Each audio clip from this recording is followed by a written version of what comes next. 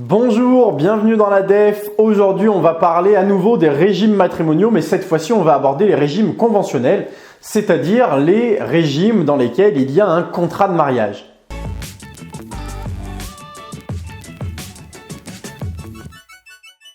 Une fois n'est pas coutume, je vous invite à vous abonner à la chaîne pour ne rien rater de nos prochaines vidéos. Je vous invite à liker cette vidéo à la fin si elle vous plaît ou même maintenant si ma simple présence vous éblouit.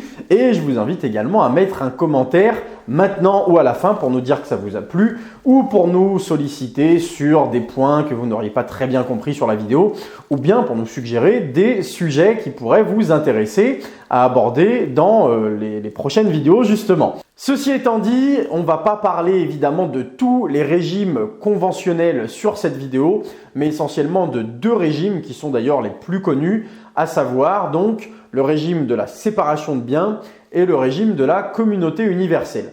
Alors, quand on parle de régimes matrimoniaux, vous pouvez le voir dans notre précédente vidéo de la DEF dédiée au régime primaire et au régime légal.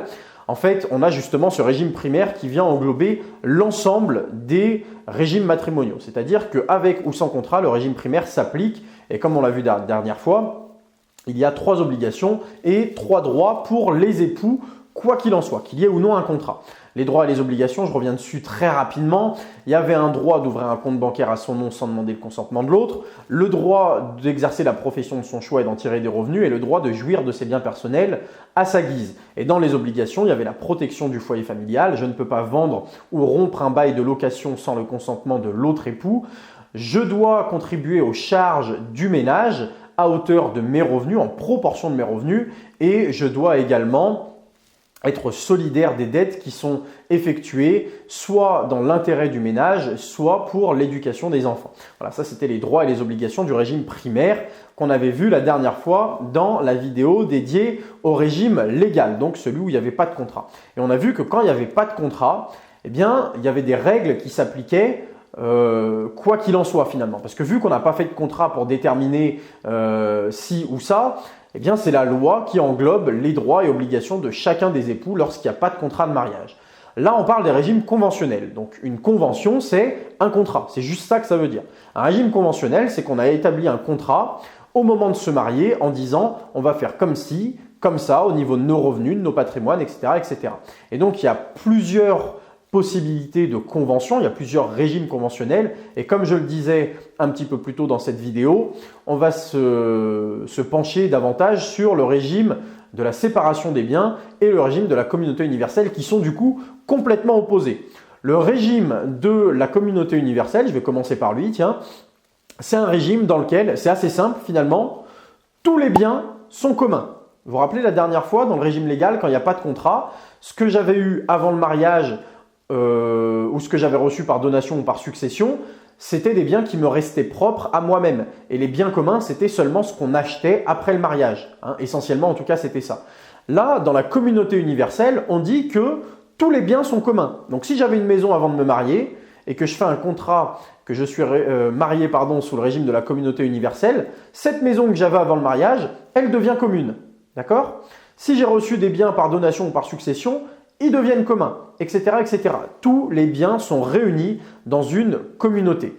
Voilà, ça c'est la première chose à comprendre, mais ça veut dire aussi que toutes les dettes sont réunies et sont considérées comme communes. On est bien d'accord. Il y a une seule exception pour les biens communs, c'est les biens propres par nature. Donc mes vêtements, ça reste mes vêtements. Mon téléphone portable, ça reste mon téléphone portable, etc., etc. Mais en dehors des biens propres par nature, tout est commun. L'intérêt d'un tel régime, c'est si l'un des époux veut protéger l'autre, notamment, alors ça se fait souvent sur des personnes âgées, donc il faut savoir qu'on peut changer de régime en cours de route. Et si on a fait toute sa vie ensemble et qu'on était mariés sans contrat, on peut arriver à un moment donné, au bout de 40 ou 50 ans de mariage, à vouloir protéger son conjoint parce qu'on sent qu'on approche de la fin et on a envie que tout le patrimoine lui revienne sans qu'il y ait de démarche ou quoi que ce soit. Et donc, c'est également ce que permet le régime de la communauté universelle, notamment si on intègre une clause justement qui va dire que l'ensemble des biens vont revenir au conjoint survivant au moment du décès du premier époux. C'est une clause d'attribution intégrale au conjoint survivant. C'est le nom qu'on utilise dans la profession. Donc ça, c'est la première chose. C'est un contrat qui permet de protéger énormément le conjoint survivant, mais qui peut aussi poser d'énormes problèmes. Parce que je vous ai pris le scénario où tout se passe bien. Monsieur et madame se sont mariés quand ils avaient 25 ans, ils ont passé 50 ans ensemble et ils décident de réunir l'ensemble de leurs biens. Ça, c'est sympa. Par contre, moins sympa, c'est quand il y a des mariages, des divorces, des remariages, etc., etc. Vous imaginez le bordel que ça peut être. Parce que s'il y a eu un premier mariage, divorce et remariage, et qu'au moment de ce mariage-là, on fait une communauté universelle et que l'un des deux époux ou les deux avaient déjà des enfants du premier mariage, ça veut dire que beau-papa ou belle-maman va récupérer l'intégralité des biens du parent, alors que c'est un peu dégueulasse. Je ne sais pas si vous voyez où je veux en venir, mais c'est qu'en fait, notre beau-père ou notre belle-mère va récupérer des biens qui appartiennent à notre père ou à notre mère. Et nous, en fait, on est un petit peu lésés. Alors évidemment, il y a des compensations, etc. On a ce qu'on appelle une réserve héréditaire. Donc au moment de la succession, on ne peut pas être lésé à 100%.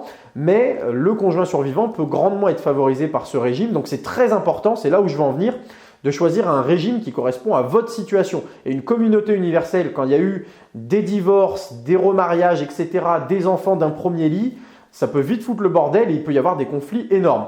Donc c'est assez important quand même d'avoir ces notions-là, au moins quelques bases, et de bien choisir le régime qui nous correspond. Et à l'inverse, à l'opposé de cette communauté universelle qui va réunir l'ensemble des biens et des dettes des deux époux, eh bien on a l'opposé, c'est le régime de la séparation des biens. Donc là, on fait un contrat, encore une fois, au moment du mariage ou après coup, et on va dire on sépare les patrimoines, purement et simplement. Donc les biens qui ont été achetés avant le mariage ou pendant le mariage, ils continuent d'appartenir à chacun des époux. Petite exception, c'est s'il y a des biens qui sont achetés en commun. Si on achète une maison ensemble, à ce moment-là, c'est assez simple, cette maison, elle est indivise. Donc ça veut dire que j'ai une maison qui vaut 100 000 euros. Avant le mariage, elle continue de m'appartenir. On se marie, j'achète avec mes biens personnels, donc avec 100 000 euros par exemple que j'ai sur mon compte, une nouvelle maison qui vaut 100 000 euros, elle m'appartient également. Par contre, si avec madame, on décide de prendre 50 000 chacun dans nos économies et d'acheter une maison ensemble, eh bien, elle nous appartient à 50-50. Voilà, ça c'est une indivision. Ça concerne les biens qui sont achetés ensemble où les deux conjoints ont participé à l'acquisition. Par contre, si moi j'achète des biens tout seul, même si je suis marié, ces biens ne sont pas considérés comme des biens communs. Ils restent des biens propres. Et c'est une grande différence avec le régime légal qu'on évoquait dans une précédente vidéo, parce que dans le régime légal, une fois que j'étais marié, même si j'achetais des biens avec mon argent personnel, c'est des biens qui devenaient communs. Là, ce n'est pas le cas. Les biens que j'achète avec mon argent restent des biens perso. Les biens qu'on achète ensemble avec madame ou avec monsieur ou peu importe, ces biens-là, ils deviennent indivis. C'est la petite nuance. Et pour les dettes, c'est exactement pareil, en sachant qu'on peut intégrer ce qu'on appelle une société d'acquêt. Donc, c'est une petite nuance qui va nous permettre d'être dans le régime de la séparation des biens tout en ayant certains biens qui sont communs. En fait, on va intégrer une part de communauté dans le régime de la séparation des biens. C'est, si vous voulez, pour favoriser l'un des époux, si par exemple, il a un revenu qui est beaucoup plus faible que l'autre. Bon, moi, j'ai une maison qui rapporte 1 500 euros par mois de loyer. Je peux décider, par contrat, de l'intégrer à une société d'acquêt, donc au sein de mon régime de la séparation de biens. Et de la sorte, eh bien, cette maison qui rapporte 1 500 euros par mois, elle va devenir commune et mon épouse pourra bénéficier des revenus générés par cette maison. Voilà, c'est aussi simple que ça. Je ne vais pas rentrer plus dans les détails encore une fois, d'autant que la dernière fois, la vidéo était très longue. Donc, je vais essayer d'écourter cette fois-ci. J'espère avoir donné suffisamment de détails, en tout cas, pour que vous ayez une idée de comment fonctionnent les différents régimes matrimoniaux. Notez que, quoi qu'il en soit, c'est important de se faire bien accompagner dans le cadre du choix du régime matrimonial lorsqu'on souhaite se marier.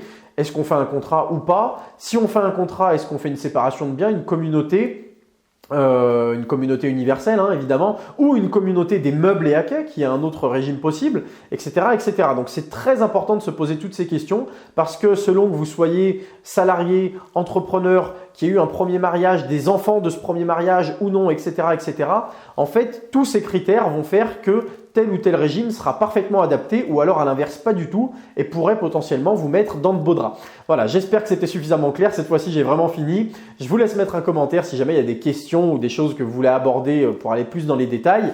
Un petit like si vous avez aimé. Abonnez-vous pour ne rien rater des prochaines vidéos et je vous dis à très bientôt.